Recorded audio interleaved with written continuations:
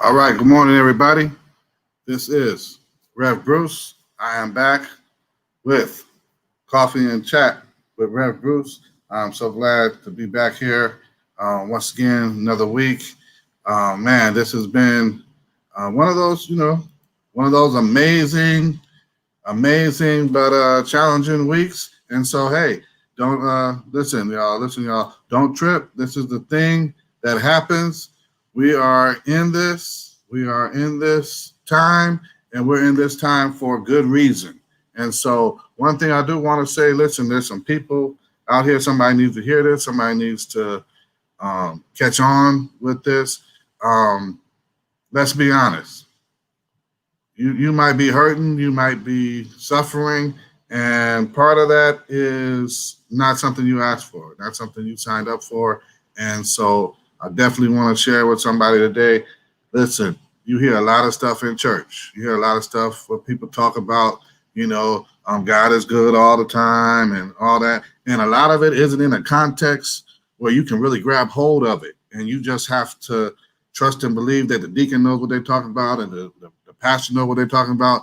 But when you experience it for yourself, right? Part of living this life is how you experience it for yourself. And when you experience for yourself, you can attest to what God can do for you and what God can bring you through. And so somebody's suffering, from the effects of chemo right now. Somebody's suffering from what's going on in their family and household right now and this whole COVID thing. And so I just want to leave you with this, that God is still able. He's still capable. It's a matter of what we don't talk about a lot of times, what's in God's will. And so God's will is part of the equation that makes a difference if it comes through, quote unquote, in your favor, right? A lot of faith folks talk about favor, or if it comes through and it appears that you lose. Let me tell you something. A good friend of mine, a preacher and a pastor, I leaned on him when I was going through the challenge of my calling. And when he got sick, right, I had to lean on God. But part of his sickness helped me become more of a confident preacher because I was no longer leaning on my friend. And so understand this. You don't know where your influence or impact of your struggle and your challenge might lead somebody else. You don't know how that might build somebody else. And so I say, stick with it, stay through it. Listen, your struggle is personal, but it is public and somebody else is watching and you may have influence and impact on somebody else. That's why David could say, yea, though I walk through the valley, right, of the shadow of death. That's why Paul said, I can do all things through Christ. And Job, who suffered, said it like this. Job said, you got to accept the good with the bad. Naked I came in and naked I'm going to leave out. But most of all, Job said, even though he slay me, yet will I trust him. Listen, blessed be the name of the Lord. Somebody, please hold on because you don't know what influence you could have on someone else. Just hold on because you don't know what influence you can have on somebody else. Listen, I got this brother coming in here today, right? This is amazing to see this young man, his growth and him being grown. So I get to see both. That he grew and what he's grown into. You know what I mean? And so I love that it's the fruit of it all, right? And so I definitely want to introduce to you, Mr. Darnell Carson, also known as D Soul. And come on in here, man. What's going on? Hello. How's it going? Yeah. Listen, man, I'm glad you could make it. I'm glad you could be here. And just to be honest, man, this is this is a blessing to my heart, to have you here, man. Yeah. And so this is truly an experience for me, to have you, you know, but with a beard and full facial hair here. That's like I'm still. Yeah, you can be long before the beard came. Yeah, I'm you know, and so like the listen, before I even ask this guy a question, when he sent me the website, you know, to put up everything, and I said, okay, you know, and I said, well, wait a minute. I said, who's this other guy with the beard? You know, and I had to, you know, when you get old, right? I had to put my glasses on and look at like, wait a minute, that's him. I'm like, oh my God. You know, so, you know, man, hey, you know, it's definitely a blessing to have you on here, man, and I appreciate you coming on. And so I want to talk about you as a poet. Yeah. Right. Yeah. And so, you know, your whole, you know, tag and everything is, you know, D-Soul. And so give us some insight into your introduction to poetry. And what do you remember as your early encounter with poetic verse? Yeah. The way I actually got into poetry per se is very I think it's kind of an accident, but I think it was meant to happen, or it would have happened sooner or later. The earliest memory I have it was like 6th grade, and we had a long-term substitute because my teacher was out doing something. I don't remember if she was pregnant or there was something else, but she was out doing something, and our class was very, very talkative. And so the sub, as a quote unquote punishment, he was like, okay, well, since you guys like to talk so much, you like to use your words, I'm going to assign this poetry, assignment. So he gave us the assignment to write a poem based on something that happened without ever saying the thing that happened. And so he gave us that project as a punishment because we're 6th graders and we're like, oh, poetry, But I ended up doing it and I was like, oh, wait, I kind of like this. And so it's just something that I kept doing. And eventually it just kind of became something that stuck. And I became known as that poet kid. And it was fine. I didn't mind. I got to high school. And high school is when I really started doing like spoken word. I had remember seeing, I think Kendrick Dial, right? Yeah. Yeah. So I remember seeing him and his group all the time at at Bayview at the church, and being just really like, wow, this is so cool the way that they're using poetry as a performance. And San Diego actually has a very strong spoken word community.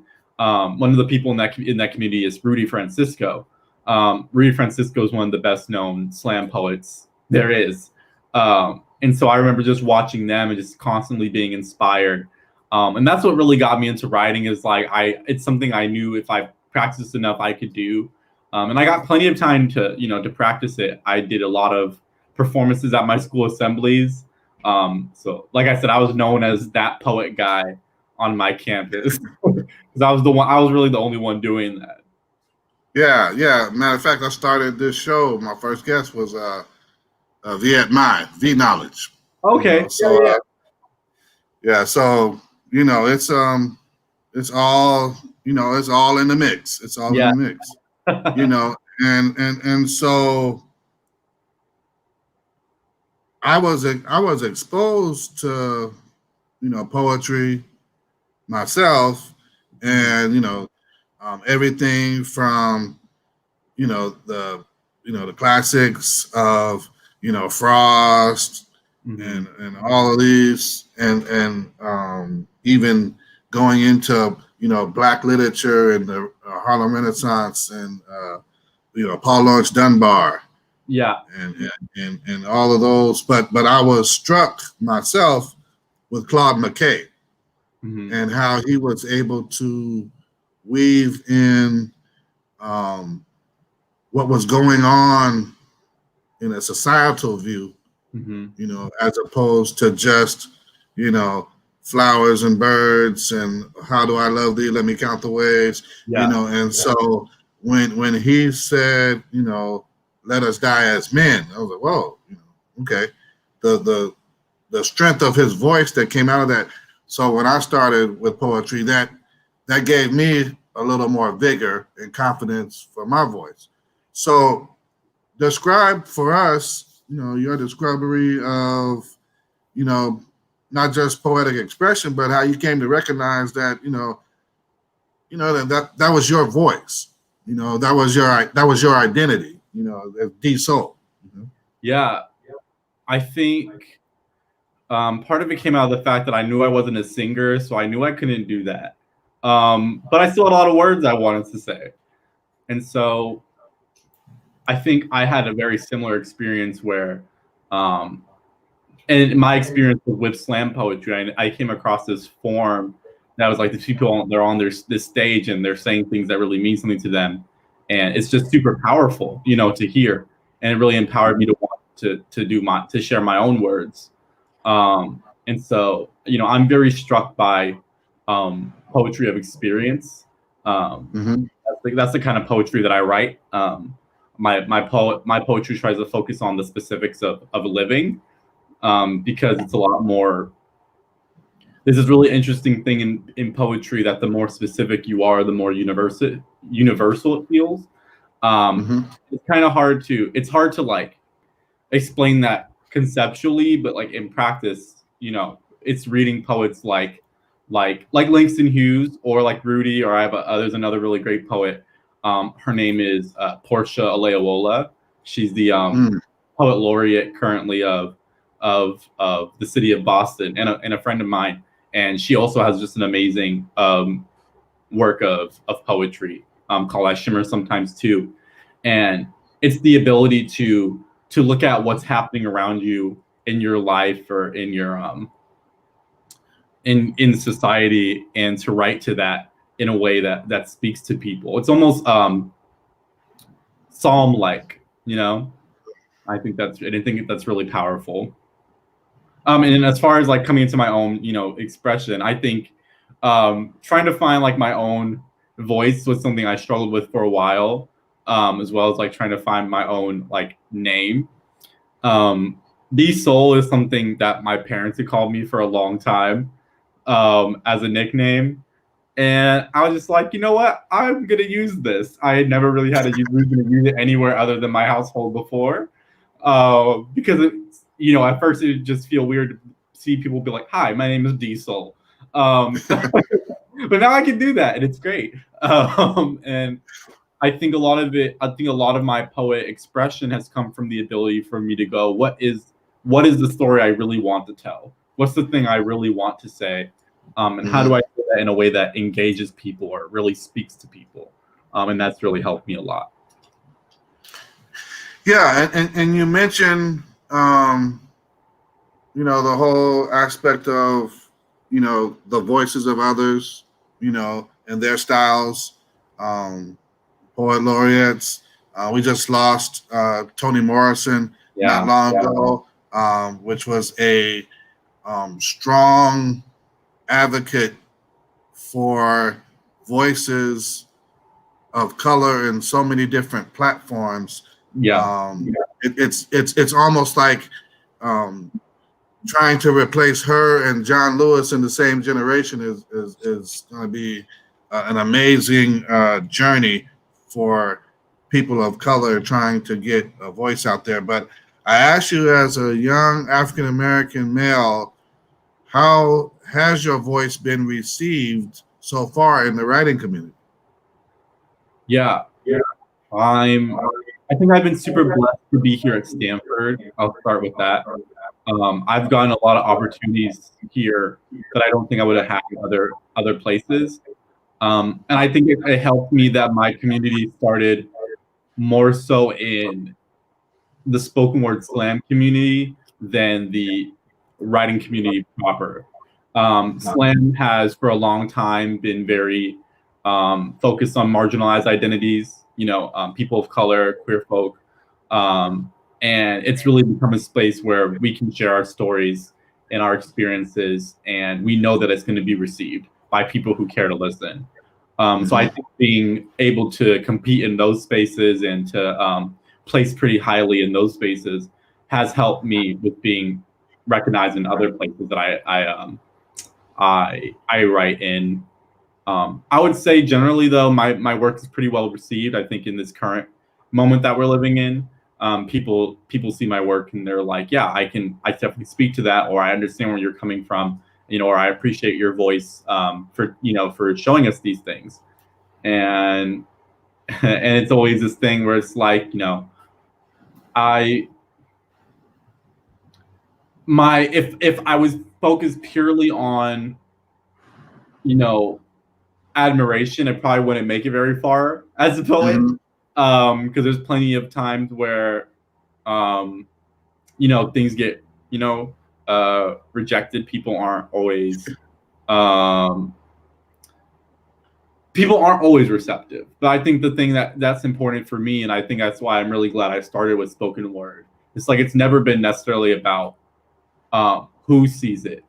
It's about the fact that if one person sees it and it impacts them in a way that is positive, that's what I want at the end of the day. Now, obviously, as a writer, I do want other people to see my work. Like, if I'm being real, like I'm not trying to throw anything into the void, but also recognizing that that there's a bigger purpose to it.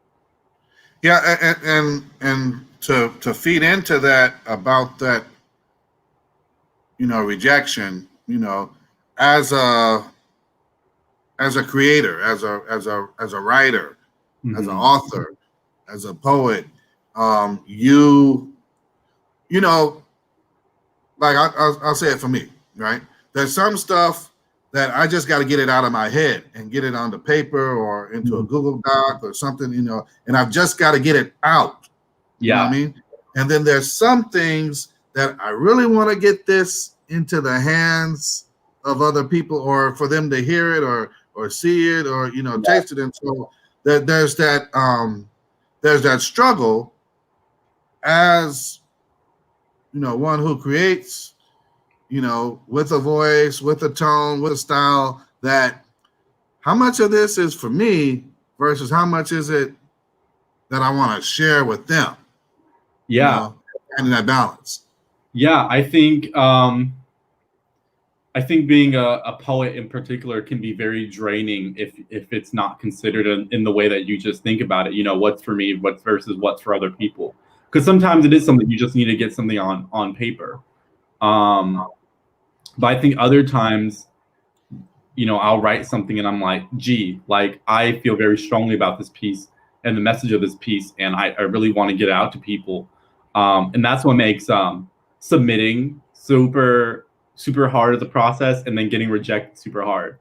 I think one thing that's really helped me to consider that I had to keep telling myself over and over is that even really great poets get rejected from these magazines and stuff. And so, it's not necessarily an issue of, oh, my work wasn't good enough. And it's never been an issue if my work isn't good enough. Just sometimes it's not the right time for the publication. I actually currently work I work for a literary magazine called the Adroit Journal. I'm the editorial assistant, and it's really helped me to be on the other side of that submission process, and see how people comment, how they decide which poems are going in their publishing run, because it's so much more than I like this poem, I didn't like this poem. There's so much nuance and things that go into poems, and I see some of these poems and I'm like, gee, like y'all let this one go.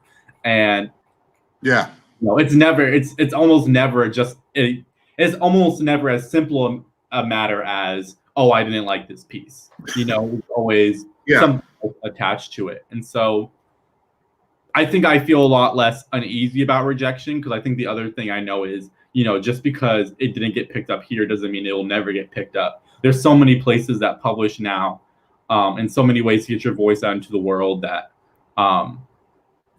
it's more about how do you want that process done. If you really want your work to get out there, you'll find a way, and there are a lot of ways to do that. Yeah, man, and I appreciate you sharing that other side of rejection with the process, because so many people, in the writing community, we have meetings. We call them critique circles, but we have meetings about I can't believe they rejected that, and what's wrong with them? And some writers write more words in response to their rejection than they actually write in a creative form. You know what I mean? Yeah. It's rejection is kind of like the catalyst for some folks to go rogue in the writing community, and we have to be careful with that.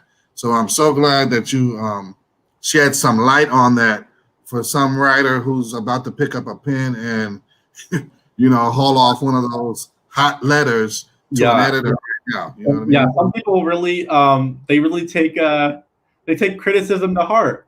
And I've been in my time here at Stanford and such, I've led workshop classes, I've been in workshop classes, and sometimes you'll get feedback and you're like, oh, so maybe my poem isn't doing the damn thing. And and some people really take that to heart. Some people really think that they're all that in a bag of chips.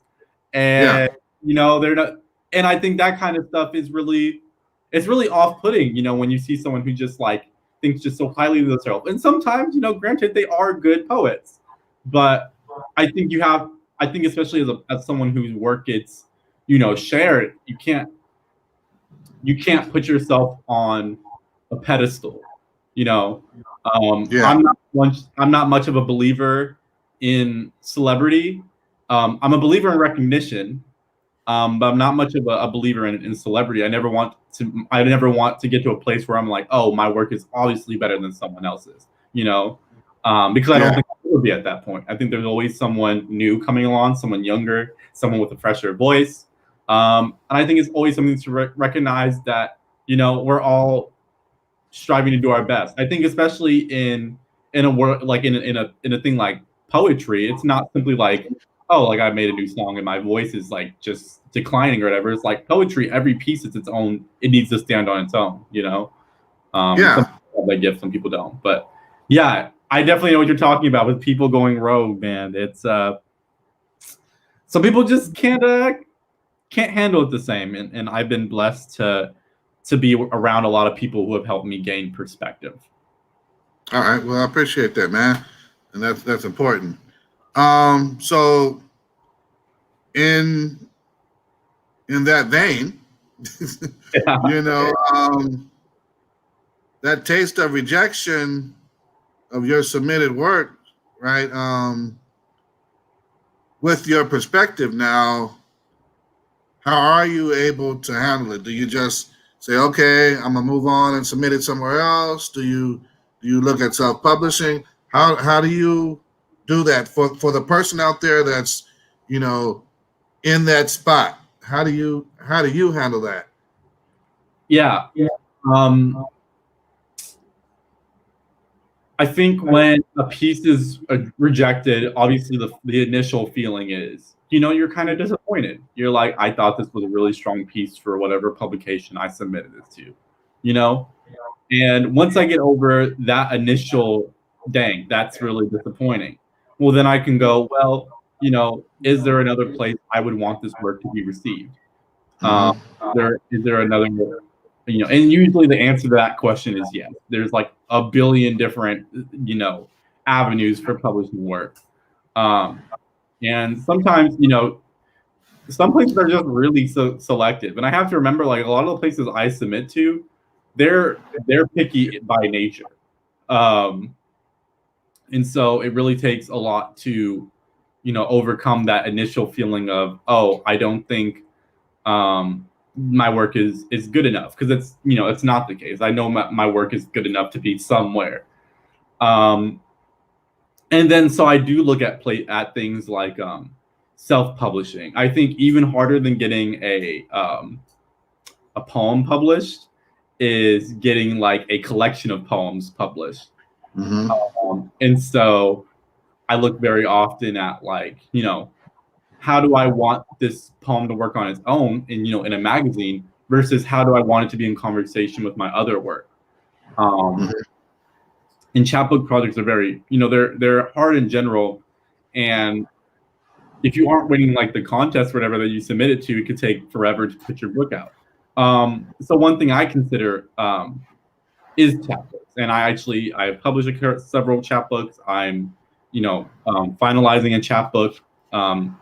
This is the chapbook that I'm finalizing. You had it in the little intro for me. The name of this one is Running from Streetlights. I think you already posted the link to order it. And I can talk about the work itself in a moment.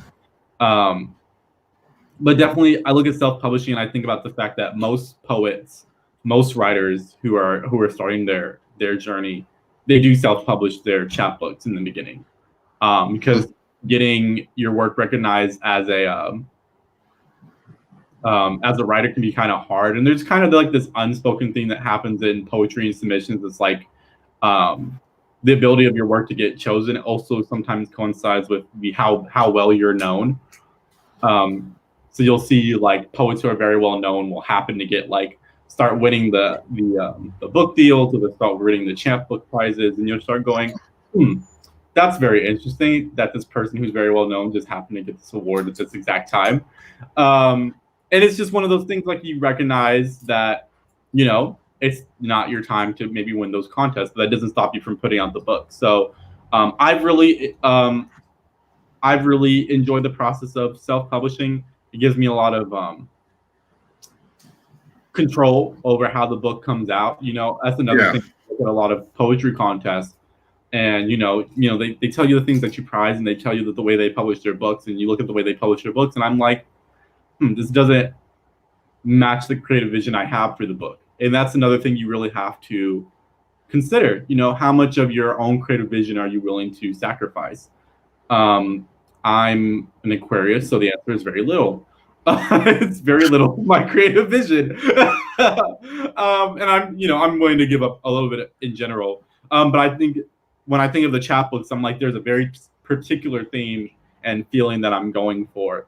And that's why I think self-publishing has been really great. It takes a lot of effort on your part. Obviously, if you're doing self-publishing, you have to do the work of getting the word out there and letting people know and spreading. But I am willing to do that work. As people have seen, I have no problem telling people about the stuff that I do. And I think it's been a very worthwhile experience to know that people are interested in the work and to have it in other people's hands in the way that I want it to be. But like I said, this is the current project that I'm working on. Running from Streetlights. I started this project earlier this year, but it really became more focused when everything popped off with the police brutality back in June, early June, late May, that time frame. And the focus of this chapbook is it's being Black in this current time that we're living in. And I make a lot of connections between Black people and holiness, and this idea of who's praying for us, what do we die for, who do we live for, and it's a work that I'm quite proud of. I think it does a pretty good job of examining the current moment we're living in, at least from the lens of a Black male, and saying how can we think about this? How is this being processed? And what should other people, know about how things are being experienced? So I'm very excited about it.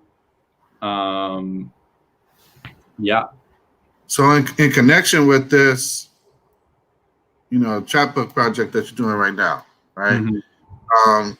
I know you on social media, you've asked people to, share clips, video clips from cookouts, family reunions, things of that nature. What would that be for? Yeah. So I'm working on so Button Poetry, which is the largest distributor of spoken word poetry in the world, has a YouTube, and every year they do a video contest. And so last year I actually got an honorable mention. I was just posted on their YouTube pretty recently for a poem I did called Captain's Log. So I'm working on another video. And this video is using two poems that are in conversation with one another.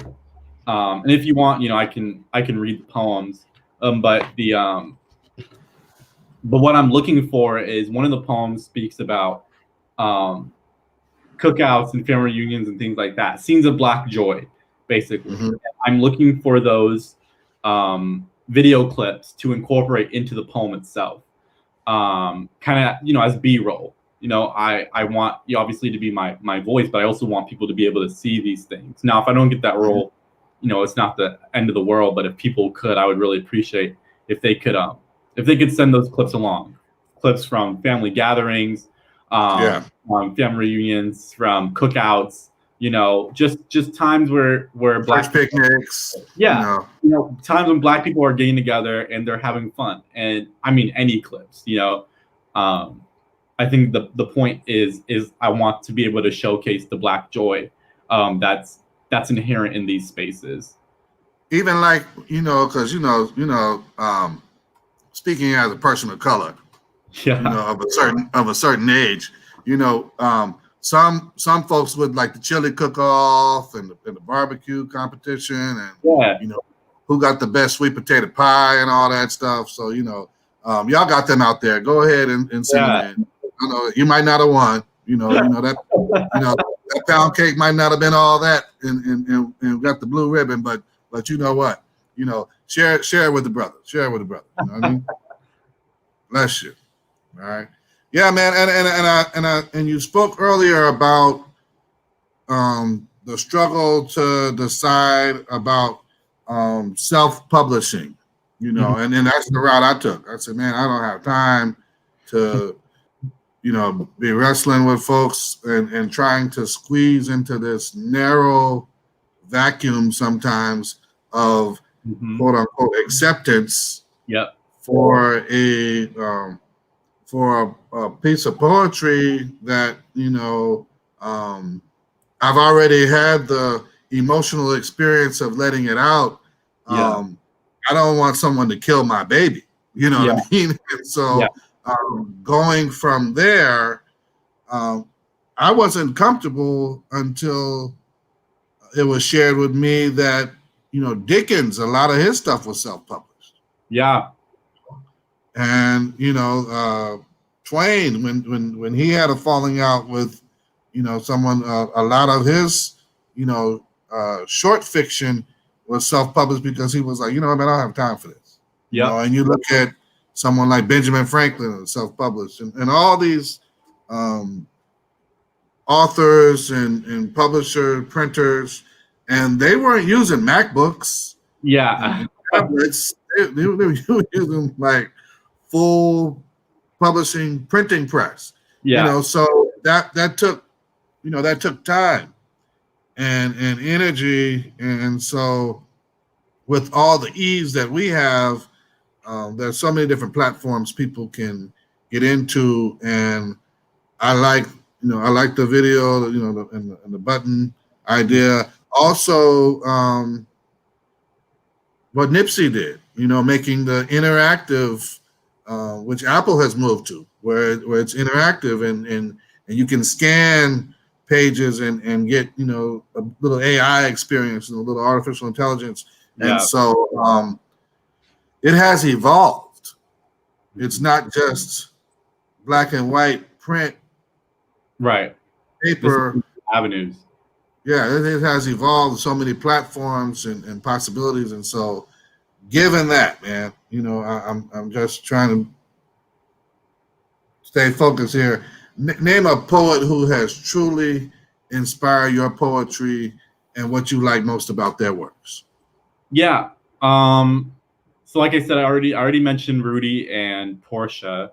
Rudy I like a lot. Rudy was really the first spoken word poet I came into contact with, both visually and like literally the first spoken word poet I ever met. And I really like his work because his work is very conversational. And I think a lot of times when we think of poetry, we think it has to be this, oh, how art thou? It has to be very high level language, or it has to be a lot of images that don't quite make sense. And Rudy's imagery is very much rooted in these are things you've seen before, or these are things you can grasp. It's not all abstract. he has really good imagery, but that doesn't mean that it's abstract. And I think that's really something that I admire about his work. Portia Aleawola, I really like her work. Her work is a little bit more about the abstract, but her work, she focuses a lot on Afrofuturism. And what that means is not necessarily something like sci-fi, but Afrofuturism is this focus on, imagining futures for Black people. And I really like the aspect of her work that really does the job of what can living in this society look like for us. That's what I attempt now to try to do in my poetry. That's something I've really admired and gained from her, is this ability to talk about not what is, but what could be. And that's what I really admire about her. And she does both very well. She also has some just really interesting, really great images. She has this one poem that's not even really like a poem per se. It is a poem, but it's not necessarily abstract. It's the God is good all the time, and all the time God is good. But she kind of twists that saying, or she kind of plays around with that in the poem itself. I got plenty of poems I could share, but I'll move on. And the next person I'm thinking of is Darnell Smith. Darnell Smith, they are a very well-known, very renowned poet. They have several books of poetry out. Don't Call Us Dead, Black Boy, insert name. I think that's the name of it. Don't quote me on that last one. But what Darnell does very well is they speak to the experience of being Black in America. And I would say if there's any of the three whose work I most closely resemble, I would say my spoken word very closely resembles Rudy, but my written work very closely resembles Darnell Smith. I emulate a lot of Darnell's work, and I just think that they do a very good job of speaking to being the experience of being a Black person in this country, what it means to live, what it means to live in the presence of other people who doesn't necessarily care to see you live, and how it feels to see so many of us lost all the time. And they also do a job of reimagining. I think a lot of Black poets, they work in this realm of Afrofuturism and imagining futures and different realities for us. But those are three authors, three poets that I definitely look up to a lot. Yeah, I appreciate that, man. And in another sense, I appreciate you throwing out there the idea of you're an artist, but you have to shape your art based upon your experience as well as your vision, right? And so that experience of being Black in America, and then I always marveled at Langston. Langston was a very palatable poet for America to a degree. Yeah. Because then there was another aspect of Langston, for instance, when he did, the vernacular poems would just be simple. And a lot of Black people downplay that because, well, we don't want folks knowing, we're using he be, she be, and we be. It just a lot of Black folks felt shame behind it. Yeah. But it's funny that you say that. I admire Langston a lot for that use, actually, and I really admire the use of speech in poetry. I actually used his works as in a competition, a loud competition, where you recite the poetry of other poets. And I actually won that competition because of the voice that Langston used, which I think is very much a sign of how much that idea has changed. It was his ability to incorporate those, because the importance of using those phrases is that it's so ingrained in the way that Black people are. I was telling someone yesterday, like, I don't think I've heard anything as poetic as the way that Black people speak. You know, Black vernacular is so robust and so it's so much more complex than people give it credit for. And I just think I think Black people use imagery and speech in a way that it's very rhythmic, it's very palatable, but it's very powerful. And I think people I think people get uncomfortable seeing it because they are either on the other side of it and it's not something necessarily that they can relate to. People feel a little gatekeeped, as they should be. You know, it's not for them. You know, it's Black folks' business.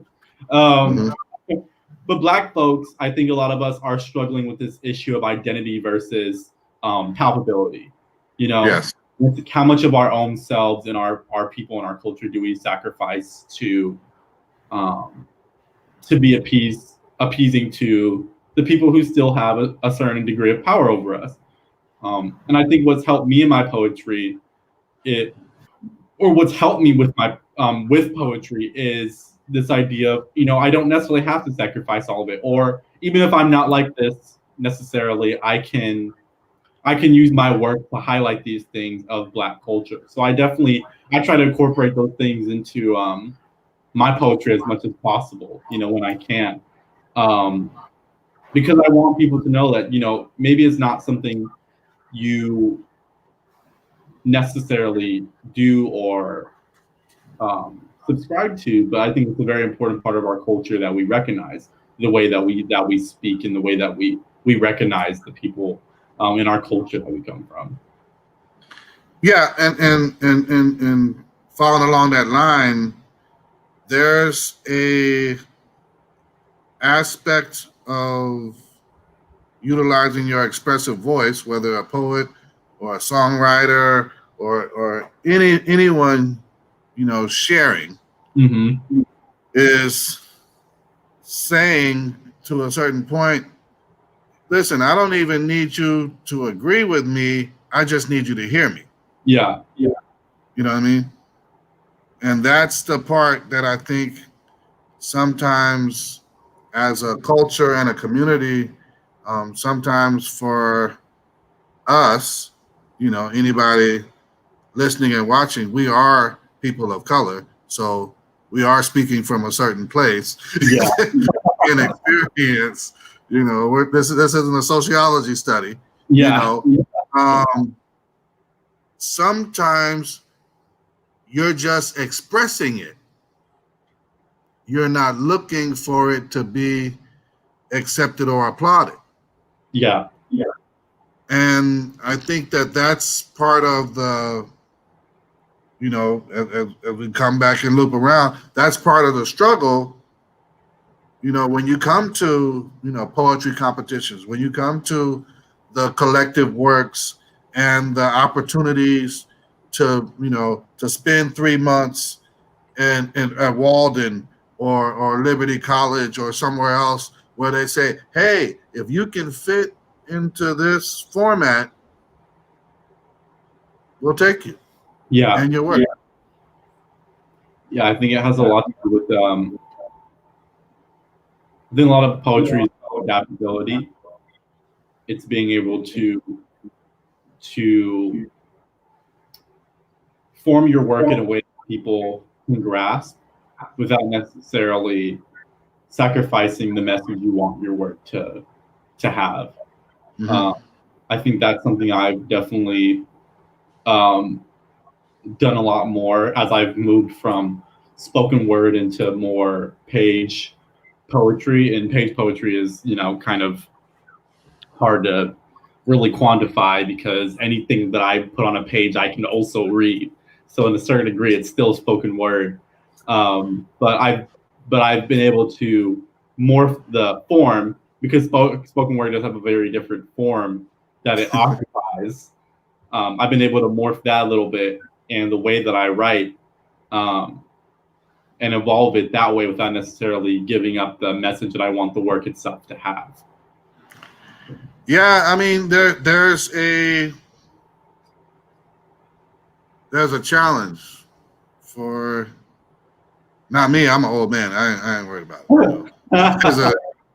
There's a challenge for young voices to be heard and understood, and so I applaud you for you know um, taking that on and doing your stuff, and this is giving it to you right there, man. So listen, man. I don't want to take up all your Saturday. I know, you're still up in Stafford, right? You're still, still keeping responsibility on the college campus, and man, and bro, I understand the thing about the two rocks, and I understand that, but imagine that they would be able to explode, and we would have an explosion of human emotion and be able to tangibly, reach people with what we have to express ourselves. Yeah, that Big Bang Theory. Somebody got to keep that though, bro. You know what I'm saying? I'm definitely starting at the Garden of Eden, myself. So, I appreciate your comments, man. That keeps us on our toes and keep us wide open. Listen, Darnell, I wanna ask you this, man. You spoke of being palatable, but also recognizing the power of your voice, right? And so, if you had to give some advice to an aspiring author out there right now, what would you share to inspire him or her today? Yeah. My first piece of advice is to keep reading. One of the best ways to get better and define your own voice is to seeing what other voices other people have. Learning to emulate the things that you like and to avoid the things that you don't. Part of finding your voice is realizing what you like and what kind of things you're drawn to. So, one of the best ways to become a better writer is to become a better reader. When you read something, don't just read it. Ask questions of it. Why is it written in the way that it's written? Who is it for? What does it mean to me? What did it mean to the poet that wrote it? Is there a difference in that, and why is that? So ask questions of the works that you're reading. And the other piece of advice is to just keep writing. And the more you do those things together, the more you'll see your own writing improve. Writing can be very scary. Putting it out in the world is very scary. So always remember to start with why you wrote it. Before you started to submit or want to go into that kind of thing. Remember why you wrote the poem or the short story or whatever you wrote. Remember why you wrote that work and what you had originally in mind, and that will help to ground you in the process. Yes, sir. Yes, sir. Listen, man, that's sage advice right there, man. I mean, you sound like Gandalf or something. I've had a little practice. Yeah, man. This has been great, man. And I want to thank you. And I just want to ask you one more thing, man. As we come further into this, 2020, COVID, you got everything from George Floyd to this whole explosion of charged community with violence and everything from protests to counter protesters and this whole thing. And now you got this crazy election, right? Yeah. With these candidates, right? And so I know as a preacher, this makes it easy to write a sermon because you're like, oh man, it's like, I mean, it just like you can just peel off the headlines and line it up with scripture. Yeah. But man, what does it do for you as a poet to be in this time? Yeah. Well, I'll tell you, I don't like having so much source material. Yeah, when I was working on this chapbook project, man, it was kind of like, dang, there's so many different things that I could talk about, and that's troubling. You know, I want to get to a point where my poetry is more or less obsolete. The things that I'm talking about are no longer issues that we have to deal with. I don't know if we'll make it to that time in my lifetime, and I'm kind of sad to see that. But yeah, being a poet right now it's really it's crazy, and it's always this thing of like it's this thing of speaking to the moment. You know, it's just been a very long moment, and so I just think about all the time that's like, you know, what stories do I focus on? You know, there's already so much being said, you know, especially because it is something that, you know, it's the water we're swimming in, you know. So how do I lend my own voice? How do I make that unique and that kind of stuff? And that's kind of the stuff that I think about all the time. But yeah, but I mean, I appreciate you having me on the show, you know, giving me another opportunities to share my voice and all that good stuff. It's always really a blessing to me to be able to share my process and my thinking with other people, because I'm like, you know, I'm just some guy. I always appreciate being able to share. And if you don't mind, you know, I'd also, you know, I would like to read the poem that I was talking about earlier for the video contest. Yeah. For the people listening. You know what, man? I'll say this much.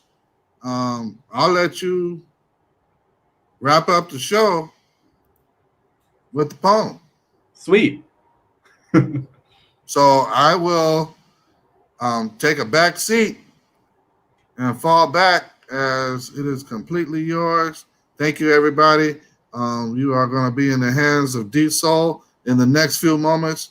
Stay tuned next week. I'm bringing Terry Wilson from the Big MO from Missouri. Listen, y'all, I'm going from poet to politician. So y'all know it's going to go. Y'all know it's going to go a whole nother way. So, Darnell, thank you, man. I appreciate it. You go ahead and take the folks out. Yes, sir. All right. So I'm going to read this poem. It's actually two poems that are in conversation with one another. And the name of the poems are I Had a Dream the Other Night and I Dream of a Darker Planet, after Darnell Smith. So, I had a dream the other night, a week after the protests began. I'm in the future. I think it was the future. In the distance, a silver city glints like Oz, or somewhere you believe you are safe without having to be told. The freeways run between the high rises, threading the skyline, cars hovering and zipping and weaving above them. I'm sitting on a grassy hill outside the city. My subconscious is briefly comforted that there is still grass in this imagined timeline, not dead from some ecological disaster. I'm sitting next to someone I think I love, though the face is shifting and otherwise unimportant. I'm too busy staring at the sun. It does not hurt, but it is bigger than I remember it. Big in the way something is when it knows it is facing death, like red giants or pufferfish or black people. Then it is collapsing on itself, then exploding, a supernova heading straight towards Earth, and I am sitting on the hill, crying now. How silly I was to believe I was safe here in my own head. Even here, I cannot escape the fear of danger, how it follows me home without warning or invitation. And I am so small now, a speck in the shadow of something no one cares to see killing me. I wonder if there is any world in which we are saved for no reason other than because we deserve it. Before I am wiped from the universe, I already know the answer. I dream of a darker planet. The summer is a whole year long, a festival of cookouts and family reunions and chasing down ice cream trucks, running back to mama with all her change. We will see smoke and not think of our destruction, just our fathers on their favorite grills, making sure just a few of the links are just a little burnt for Uncle Keith and Cousin Teresa. You know how they like it done.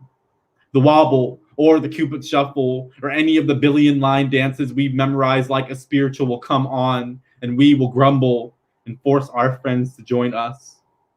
It has always been golden hour. We have always looked this good. A baby will be crying as babies do, and all the mothers and aunties will say, girl, let that baby cry. It don't bother us none, and it doesn't. Aunt Mary made that lemon pound cake we've been craving all year, and now my soul is rested. I think this is how rapture tastes. We reach for black folks and find them waiting, not some trailing shadow of their absence. We have always been safe here. Every precinct that once was is now a community garden. We have never needed policing. Mama tells me she has given every mother permission to snatch me up if I act a fool. Imagine being loved so much. We look up at the sky and say, what a beautiful day it is to be alive. And we mean it. Thank you all. Appreciate it.